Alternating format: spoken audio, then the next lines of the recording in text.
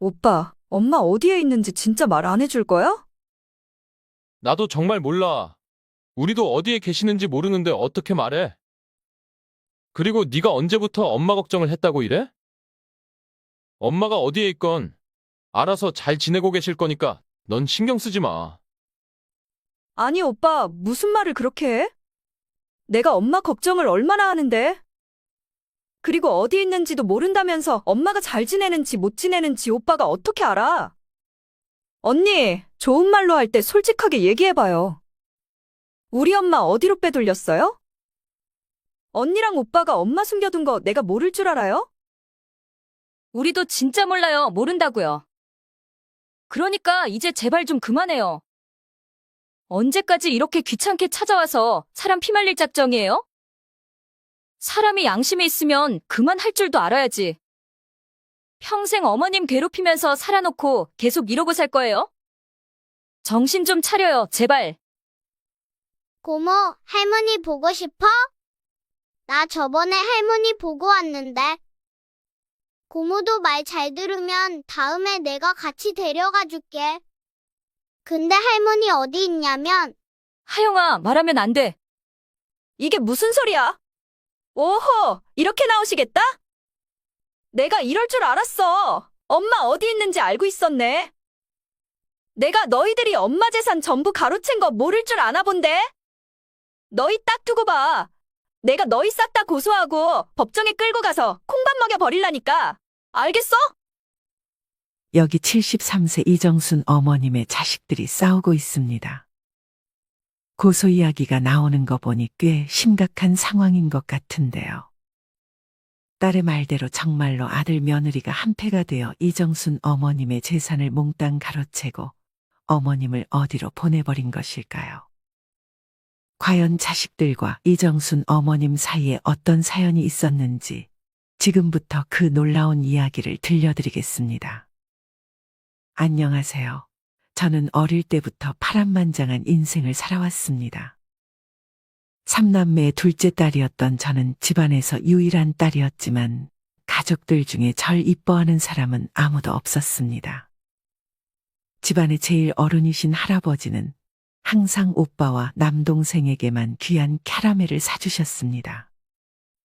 할머니 또한 오빠와 남동생에게만 깨끗한 밥을 주시고 저에게는 항상 누른 탄밥만 주셨습니다.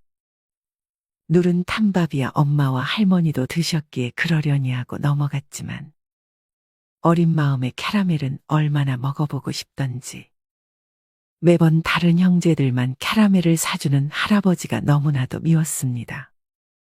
하지만 할아버지의 불같은 성격을 알았기에 무서워서 단 한 번도 사달라는 말을 하지 못했습니다. 한날은 오빠와 남동생이 너도 먹고 싶지 하며 제 앞에 와서 놀리는데 너무 분해서 엄마에게 달려가 캐러멜을 사달라고 떼를 쓰며 울었습니다. 그러자 저희 엄마는 저를 앉혀놓고 단호하게 말했습니다. 정순아, 10손가락 깨물어서 안 아픈 손가락 없다지만 그 중에서 덜 아픈 손가락은 있어. 너도 나중에 시집가서 자식 낳고 살아보면 이 엄마 말뜻을 알게 될 거야. 저는 비록 7살의 어린 나이였지만 모든 자식들을 똑같이 사랑할 수 없다는 엄마의 말을 단번에 이해할 수 있었습니다. 그리고 그 말은 제 가슴에 평생의 상처로 남게 되었습니다. 엄마에게 오빠는 자식이기 이전에 아들 못 낳는다고 시부모에게 쫓겨날 뻔한 자신을 구해준 생명의 은인이었습니다. 시댁에서 자신의 가치를 인정받게 해준 아들이었으니 얼마나 사랑스러웠을까요? 반면에 딸인 저는 그저 밥만 축내는 입 하나에 불과했습니다. 부족한 일손을 돕는 일꾼에 불과했고 그렇게 있는 듯이 없는 듯이 자랐습니다. 오빠와 남동생이 할아버지와 공부를 할 때 저는 엄마를 도와 농사일을 했습니다. 17살부터 공장 다니며 번 돈은 오빠와 남동생 공부 뒷바라지에 써야 한다며 할머니에게 모조리 빼앗겼습니다. 한날은 오빠 방에 어질러져 있는 책들을 정리해주다가 잠깐 집어봤을 뿐인데 할머니가 소리를 지르시는 겁니다. 지금 뭐 하는 짓이야? 당장 그 책 내려놓지 못해? 곧 네 오빠 시험인데 부정 타면 어쩌려고 그 책을 만져? 아주 오빠 앞길 막으려고 작정을 했구나. 행여라도 네 오빠 잘못되면 넌 이 집에서 쫓겨날 줄 알아라. 저는 가족들의 윽박질에 더 이상 견딜 수 없었고 몸서리를 치며 경기도로 도망쳤습니다. 그리고 26살의 남편과 결혼해서 아들 하나 딸 하나를 낳았습니다. 첫 아들이 태어나고 그렇게 이쁠 수가 없더라고요. 남편과 저는 온 사랑을 담아 아들을 키웠습니다. 그리고 4년 뒤에 예쁜 딸이 태어났습니다. 딸을 품에 안았는데 딸은 또 얼마나 이쁘던지. 과거 저를 차별한 가족들과 달리 남편과 저는 아들, 딸 차별하지 않고 똑같이 사랑하며 키웠습니다. 비록 좁은 단칸방에서 살았지만 우리 네 식구는 그 어느 때보다도 행복한 시간을 보냈습니다. 하지만 우리 가족의 행복은 딸이 2살이 되던 해에 무참히 깨지고 말았습니다. 요즘처럼 한창 장마로 비가 억수같이 쏟아지던 날이었습니다. 일을 마치고 집으로 돌아오던 남편은 다리를 건너다가 그만 중심을 잃어 넘어졌고 불어난 하천물에 휩쓸려 다시는 돌아오지 못했습니다. 함께 다리를 건넜던 남편이 동료는 저를 붙잡고 울면서 말했습니다. 다른 길로 돌아가겠다는 남편을 자신이 고집을 부려 억지로 끌고 가다 그렇게 됐다며 연신 죄송하다고 용서를 빌더군요. 하지만 그런다고 죽었던 남편이 다시 살아 돌아올 리가 없었죠. 그날 이후 저희 가족은 고난의 시기를 버텨내며 힘겹게 살아가야 했습니다. 저는 자식들 먹여 살리기에 급급해 어린 자식들을 두고 밤낮으로 일을 하러 나갈 수밖에 없었습니다. 아버지를 여의고 일찍 철이 들어버린 아들은 고생하는 엄마를 대신해서 동생을 돌보았습니다. 딸 또한 그런 오빠의 말을 잘 듣고 따랐습니다. 그러던 어느 날 예상치 못한 사고가 터지고 말았습니다. 당시 10살, 6살이었던 아들과 딸은 저를 기다리면서 집에서 놀고 있었습니다. 딸은 밖으로 나가는 오빠를 따라 급하게 쫓아나서며 손으로 현관문 옆을 잡았습니다. 그런데 그 순간 갑자기 불어닥친 강풍에 문이 쾅하고 닫히면서 오른손가락이 절단되고 말았습니다. 병원으로 불이 나게 달려간 저는 딸의 손을 보고 눈앞이 노래졌습니다. 검지부터 약지까지 한마디씩 잘렸다는 의사의 말을 듣고 저는 아들을 미친 듯이 때렸습니다. 다행히 생활하는데 문제가 없을 정도로 손을 회복하였지만 그날 이후 아들은 동생을 제대로 돌보지 못했다는 죄책감을 안고 살아가야 했고 그 사건으로 딸은 제 아픈 손가락이 되었습니다. 물론 아들도 아버지를 여의었지만 그래도 아들에게는 아버지와의 행복했던 추억이 남아 있었습니다. 하지만 딸은 아버지에게 제대로 사랑 한 번 받지 못하고 이별해야 했기 때문에 아버지에 대한 기억이 전혀 없었습니다. 그래서 저는 아들보다 딸을 훨씬 더 각별하게 여기게 되었습니다. 저와 아들은 딸에게 더 많은 관심과 애정을 쏟으며 딸의 모든 것에 집중하게 되었습니다. 하지만 가족들의 사랑에도 불구하고 딸은 절단된 손가락 때문에 자신감을 잃고 학창시절 내내 위축되어 지냈습니다. 점차 마음속에 비뚤어진 감정들이 자리 잡기 시작했죠. 그래서 버릇없이 굴고 나쁜 짓을 해도 저는 딸이 가엾다는 이유로 제대로 혼내지 못했습니다. 딸은 제가 자신에게 너그럽게 대한다는 것을 알아차렸고 그런 엄마의 마음을 이용해 점점 이기적이고 편협한 행동들을 하기 시작했습니다. 몇 년 뒤 아들이 수능을 쳤는데 꽤 좋은 성적을 받았습니다. 학교 다니는 동안 제대로 신경도 못 써주고 학원 하나 보내주지 못했는데 4년 전액장학금을 주는 대학에 떡하니 붙은 거예요. 없는 살림의 전액장학금은 정말 큰 혜택이었지만 저는 걱정부터 앞섰습니다. 장학금을 받는다 해도 학교가 서울에 있었기 때문에 기숙사비와 생활비 등 돈이 꽤 필요하기 때문이었습니다. 그런데 걱정하는 제 마음을 알아챘는지 아들 녀석이 제게 와 멋쩍게 웃으며 말을 하는 겁니다. 엄마, 내가 좀 알아봤는데 내가 합격한 과가 졸업 후에 취업이 별로라고 그러네? 그럼 4년 동안 아까운 시간만 버리는 건데 아무리 생각해봐도 그건 아닌 것 같아. 장학금도 장학금이지만 시간은 돈 주고도 살 수 없는 거잖아. 그리고 나 혼자 살면 밥도 제대로 못 먹고 다닐 텐데 그냥 집에서 엄마 밥 먹으면서 편하게 다니고 싶어. 애써 웃으며 말하는 아들이었지만 아들이라고 왜 4년제 대학에 안 가고 싶었겠어요. 하지만 저는 아들의 마음을 알면서도 모르는 척 외면할 수밖에 없었습니다. 그렇게 아들은 2년제 전문대에 들어가 실무기술을 배웠고 군대를 다녀온 뒤 바로 중소기업 관리직으로 취직했습니다. 아들과 저는 열심히 벌어서 돈을 모았고 속 깊은 아들 덕분에 아파트도 한 채 살 수 있었습니다.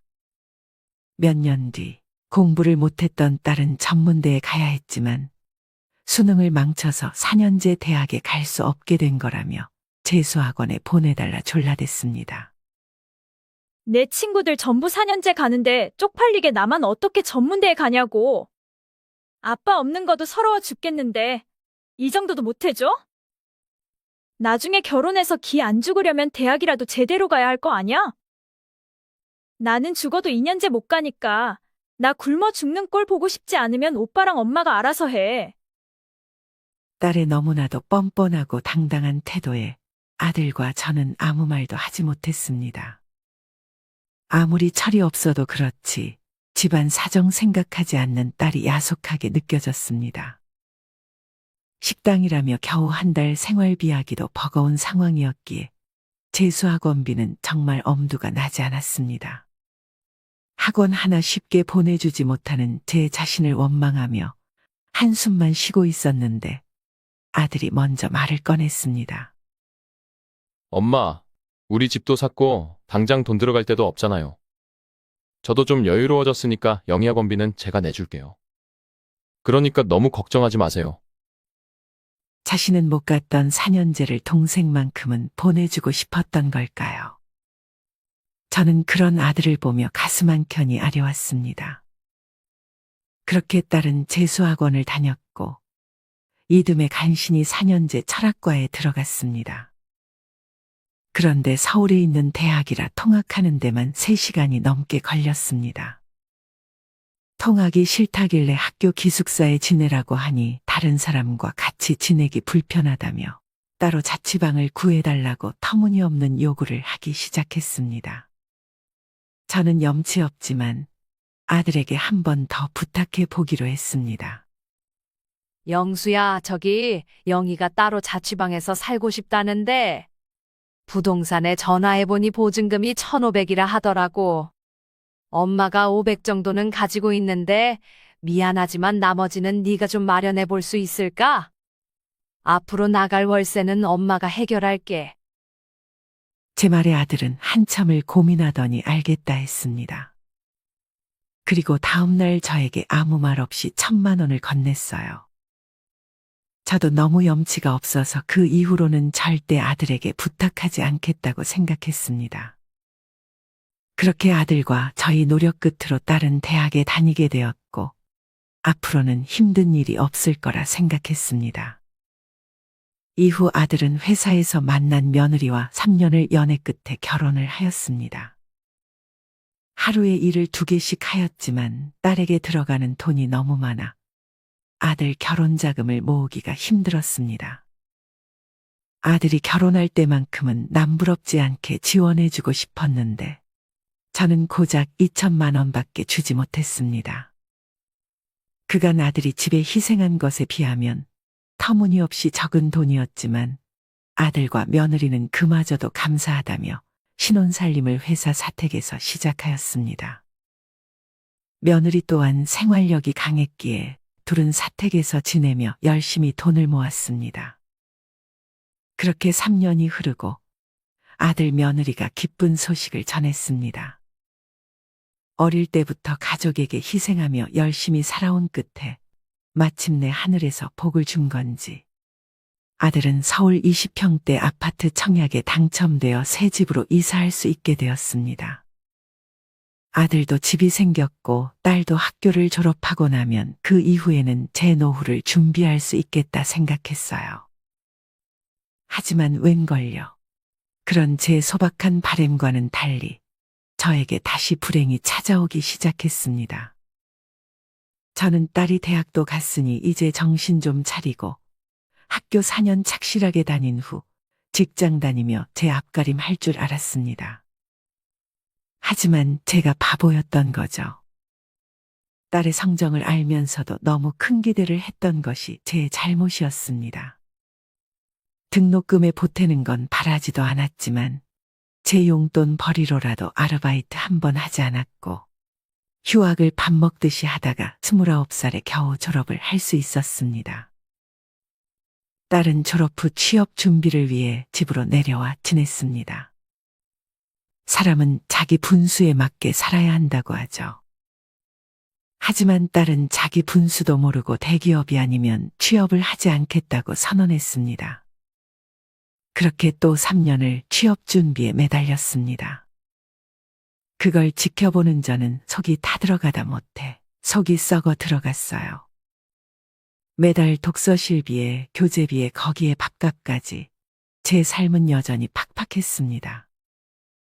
하지만 대기업의 문턱은 너무나도 높았고 거듭되는 불합격 통보에 좌절하고 말았습니다. 아들과 제가 눈을 낮춰보라는 말을 하면 버럭 화를 내기 바빴기에 돈은 많이 안 벌어도 괜찮으니 너 편하게 다닐 수 있는 회사로 지원해보는 게 어떻겠냐고 조심스레 물어봤어요. 그러자 딸이 웃으며 말했습니다. 아, 내가 말한다는 게 깜빡했네. 오빠, 엄마, 나 그냥 대기업 안 가려고. 가봤자 매일 야근한다고 나만 죽어날 텐데. 그런 건 내가 원하던 삶이 아니야. 그래서 나 공무원 시험 보려고. 정시 출근에 정시 퇴근이고 무엇보다 철밥통 평생 직장이잖아? 오빠랑 엄마 말대로 돈 적게 벌면서 마음 편하게 다니려고. 작년에 내 친구 2명도 공무원 시험 붙었거든. 시험 붙었다고 자랑하는데 얼마나 얄밉던지. 고등학교 때 나보다 별 볼 일 없었던 애들이 저러고 으스대는데 내가 자존심이 안 상하고 배겨?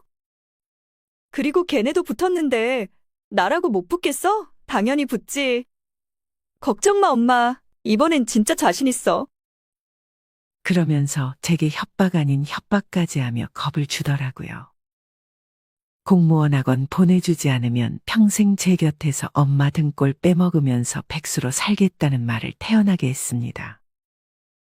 하지만 저는 그동안 딸 뒷바라지 한다고 힘이 붙일 대로 붙였기 때문에 더 이상 힘을 낼 수가 없었습니다.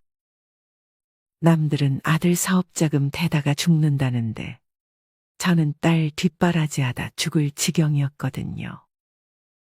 게다가 갑자기 몸도 안 좋아지면서 일하러 나가기가 더 힘들어졌습니다. 단순히 피로해서 몸이 힘든 줄만 알았던 저는 병원에 갔다가 믿기 힘든 소식을 전해 들었습니다.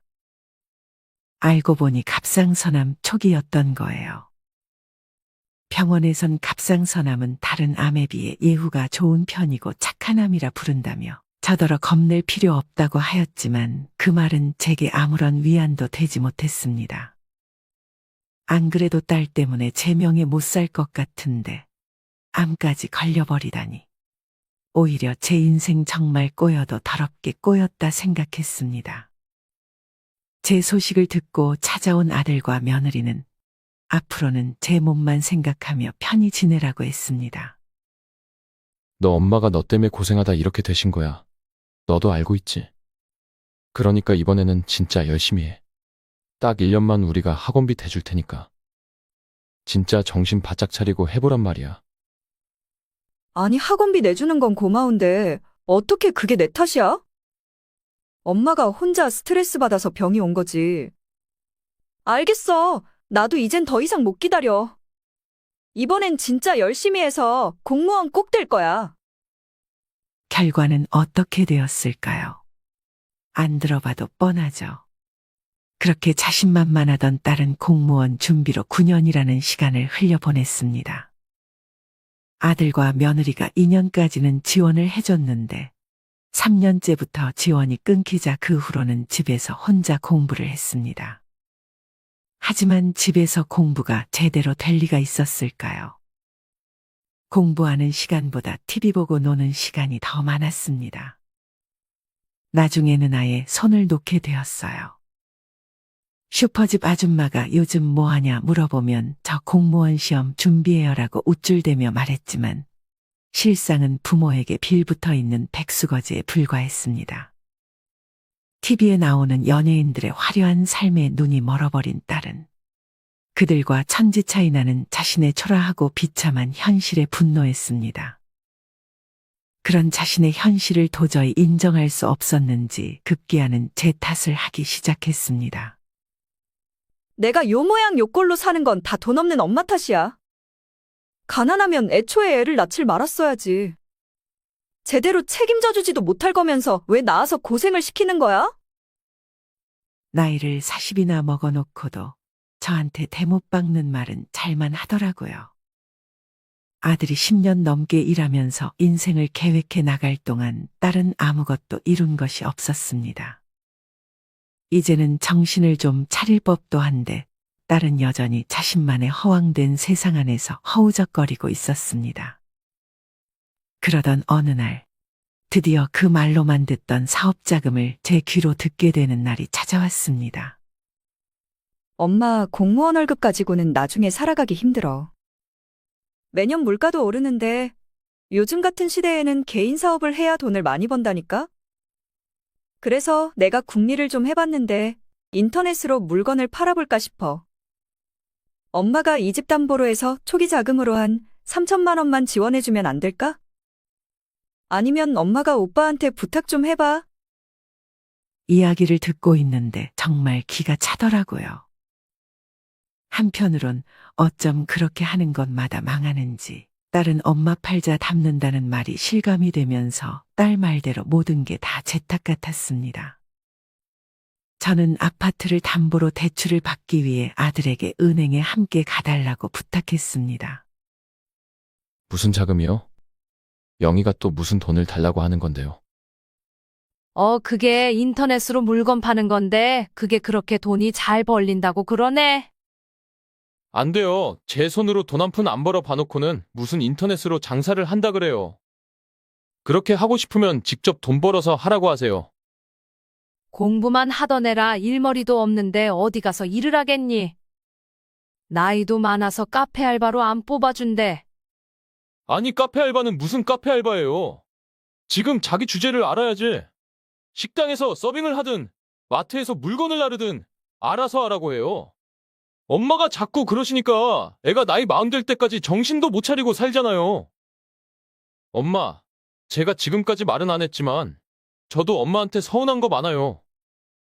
아시다시피 저 평생 엄마한테 손 안 벌리고 지금까지 살았어요. 저도 집사람이랑 애 키우면서 아등바등 산다고 힘들어 죽겠다고요. 그동안 영희만 챙기는 엄마한테 섭섭함도 많이 느꼈지만 불평 한 번 한 적 없고 이해하며 살았어요. 제가 언제 제일 상처받았는 줄 아세요? 저한테는 돈 없다고 고등학교 회비도 안 주셔놓고 그 돈으로 영희한테 몰래 용돈 주시는 거 다 봤어요.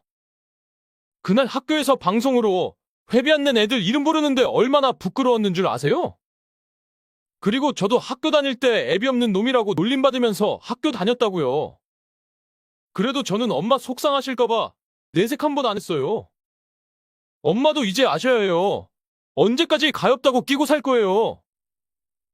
영수 너는 어릴 때부터 똑똑해서 네 앞가림 잘하고 살아가니까 내가 걱정을 안 했지. 근데 네 동생은 아니잖아. 지금은 저래도 속이 여리고 약한 애라 영수 네가 이해해주고 봐줘야 하지 않겠니? 잘 어르고 달래면 다 알아들을 거야. 엄마, 영희 이제 40이에요. 어린애 아니라고요. 제가 가만히 있으니까 저는 덜 아픈 손가락 취급이고 차별받는지도 모르는 바보로 보이세요? 신용대출까지 받아가며 재수학원비 내주고 결혼하려고 모아둔 1,000만 원 자취방 보증금 한다고 내주고 와이프랑 공무원 학원비까지 내줬는데 제가 평생 걔 뒤치다꺼리만 해주며 살아야 하냐고요. 사실 저도 알고 있었습니다. 딸에게는 제 스스로를 세뇌하면서까지 애착을 보였지만 아들에 대해서는 무관심했으니까요. 그날 이후 저는 며칠 동안 고민에 빠졌습니다. 그리고 지금 살고 있는 집을 팔아 아들과 딸에게 증여해 주기로 결정했습니다. 저는 아들과 딸에게 이 집을 팔아 너희에게 증여하고 요양병원에 들어가겠다고 말했습니다. 엄마, 요양병원이 가고 싶다고 아무나 다 들어갈 수 있는 줄 아세요? 치매도 아니고 거동도 멀쩡한데 어떻게 요양병원에 들어가겠다는 거예요? 엄마가 그렇게 하겠다는데 왜 오빠가 난리야? 뭐가 걱정이야. 그냥 치매인 척 연기하면서 일부러 문제 틀리고 점수 낮게 받아서 들어가면 되지. 이게 터진 입이라고 함부로 짓거리네? 너는 지금 그게 말이라고 내뱉는 거야? 아, 그런데 엄마. 반반 증여하면 내가 증여세 내고 나서 30평짜리 집 하나도 못 사거든. 오빠는 이미 아파트도 있고 그 아파트 값도 많이 올랐으니까 이 집 한 돈은 전부 다 내 앞으로 증여해줘. 이게 듣자 하니까 어디서 미친 소리를 하고 있어? 엄마, 얘 말 들을 필요 없어요. 우리가 당장 돈이 급한 것도 아니고 엄마 멀쩡하게 살아계신데 뭐 한다고 지금 증여를 해요. 집값이 올라서 나중에 세금이 많이 나오든 말든 그건 저희가 알아서 할 테니까 오늘 하신 말씀 안 들은 거로 할게요. 야, 네가 뭔데 나서서 난리야? 너만 희희낙낙하면서 살면 다야? 왜 나만 이 꼴로 살아야 하는데? 결혼도 못하고 이러고 있는데 나보고 돈도 없이 살아라고? 아들은 참았던 화를 표출하며 동생의 뺨을 후려쳤습니다. 딸은 오빠의 행동이 부당하다며 집안 물건들을 던지며 재산을 내놓으라고 난동을 피웠습니다. 그 후 저도 더 이상 요구를 들어주지 않았고 딸은 될 대로 되란식으로 술에 의지하기 시작했습니다. 한날 또 술 먹고 행패를 부리길래 저는 평생 참아왔던 말들을 딸에게 쏟아냈습니다. 네 아버지 죽고 내가 널 어떻게 키웠는데 그동안 엄마가 얼마나 참고 살았는 줄 알아? 너 때문에 엄마가 얼마나 힘들었는지 생각해봐. 영희야, 엄마가 이렇게 부탁할게. 이제 제발 정신 좀 차려라. 저의 간곡한 부탁에도 불구하고 딸은 내 알 바 아니라는 듯 방으로 들어갔습니다. 저는 결단 끝에 부산에 있는 제 동생 집으로 딸을 보내기로 했습니다. 저는 딸에게 그동안 공부한다고 고생 많았는데 삼촌 집에 가서 바다도 보면서 1~2달 정도 푹 쉬다 오라고 말했습니다. 그리고 돌아오면 사업자금 3천만 원을 주겠다고 하니 좋다고 짐을 싸더라고요. 하지만 이건 제가 내린 특단의 조치였습니다. 그 후 저와 아들은 딸 몰래 부동산에 집을 내놨습니다. 몇십 년 동안 집값이 올라 매매가가 6억 정도 하더라고요. 금매로 3천 정도 싸게 내놓으니 며칠 안 돼 금세 팔렸습니다. 새로운 집주인에게 부탁해 며칠만 시간을 달라고 했고 그 기간 동안 집안 물건들을 싹 정리했습니다. 그리고 아들에게 마지막 부탁이라고 말하며 제주도에 집을 알아봐 달라고 했죠. 마침 1억 2천에 나온 17평짜리 작은 아파트가 있어 그 집을 계약했습니다. 그리고 나중에 동생이 찾아오거든 주라며 딸이 자립할 수 있도록 통장에 돈 3천만 원을 넣어 아들에게 맡겼습니다. 마지막으로 부모로서 자식들을 차별한 죄를 반성하며 아들에게 1억을 증여해줬습니다. 몇십 년 된 오래된 가구와 가전제품들 그리고 세간살이들 모두 버려버리고 그렇게 저는 제주도로 떠났습니다. 그리고 앞으로는 저를 최우선으로 생각하며 살기로 마음먹었습니다. 오빠, 집이 텅텅 비었던데. 엄마 어디 간 거야? 어디에 계신지 우리도 몰라. 어디서 잘 지내고 계시겠지. 근데 너는 부산에 가 있는 동안 엄마한테 연락 한 통 없더니 이제 와서 엄마 걱정을 하는 거야? 오빠는 무슨 말을 그렇게 해? 내가 엄마 걱정을 얼마나 하는데? 그리고 어디 있는지도 모른다면서 엄마가 잘 지내는지 못 지내는지 오빠가 어떻게 알아? 언니, 우리 엄마 어디다 빼돌렸어요? 오빠랑 언니가 엄마 숨겨둔 거 내가 모를 줄 알아요? 아가씨, 우리도 정말 몰라요. 아가씨도 어머님 자식인데 양심이 있으면 이제 어머님 좀 편하게 지내시게 내버려 두세요. 평생을 어머님 괴롭히면서 살아놓고 언제까지 어머님한테 의지해서 살 거예요. 이거 받아. 엄마가 가시기 전에 넣으면 주라고 맡기고 가신 거야. 내가 너 정신 차려야 한다고 한 푼도 주지 말라고 했는데 엄마는 네가 그렇게 속을 썩였는데도 마지막까지 네 걱정을 하시더라. 이 돈으로 먼저 월세 살 집부터 구하고 아르바이트를 구하든 인터넷에서 물건을 팔든 이제부터 네 스스로 계획해서 살아봐. 네가 자립해서 잘 살고 있는 모습 보여주면 그때 엄마가 다시 오신댔으니까 이제부터 열심히 살아보라고. 나보고 지금 이 돈 먹고 떨어지라는 거야? 내가 미쳤어. 꼴랑 3천만 원 받고 떨어지게. 고모, 나 할머니 어디에 있는지 아는데? 할머니 어디에 있냐면, 하영아, 말하면 안 돼. 뭐야? 엄마 어디 있는지 알고 있잖아. 오호, 이렇게 나온다 이거지? 너희 딱 두고 봐. 내가 너희 싹 다 고소하고 콩밥 먹여 버릴라니까. 알겠어?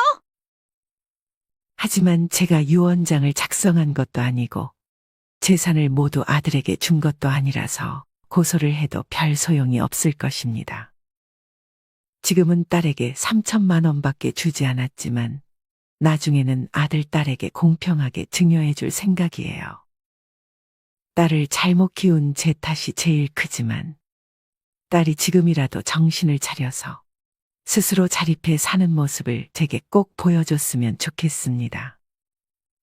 그게 제 남은 인생 마지막 소원이에요. 여러분, 오늘 이정순 어머님의 이야기 어떻게 들으셨나요? 요즘 흔히들 다 큰 자식 도와주면 안 된다. 자식도 크면 부모에게서 독립을 해야 한다고 입을 모아 이야기합니다. 정말 많은 분들께서 공감하시는 말일 것입니다. 오늘 사연에서 가장 중요한 사실은 자식들이 유산 때문에 싸움이 나는 것은 돈 욕심 때문이기도 하지만 부모의 차별적인 사랑에 대한 원망 때문이기도 한 것 같습니다. 대부분의 부모들은 부부의 행복을 위해 자식을 낳습니다. 그래서 부모는 자녀를 공평하게 대하고 사랑을 베풀어야 하며 자녀 또한 부모님을 사랑으로 보답하며 존중해야 합니다. 그렇기 때문에 차별은 자식들에게 큰 상처를 줄 수 있으며 이로 인해 자녀들 사이에 갈등이 발생할 수 있고 유산 문제 등으로 이어질 수 있다는 것을 꼭 명심하셨으면 좋겠습니다. 이상으로 오늘의 이야기 마치겠습니다. 오늘 영상이 재밌으셨다면 좋아요와 구독 눌러주시고 주변 지인분들에게 공유해 주시길 부탁드리겠습니다. 오늘도 영상을 시청해 주신 모든 시청자분들께 감사 인사를 드립니다. 여러분의 여생에 행복만 가득하길 기도하며 다음에 더 좋은 영상으로 찾아뵙겠습니다. 감사합니다. 요양병원에 들어가겠다고 말했습니다. 엄마, 요양병원이 가고 싶다고 아무나 다 들어갈 수 있는 줄 아세요?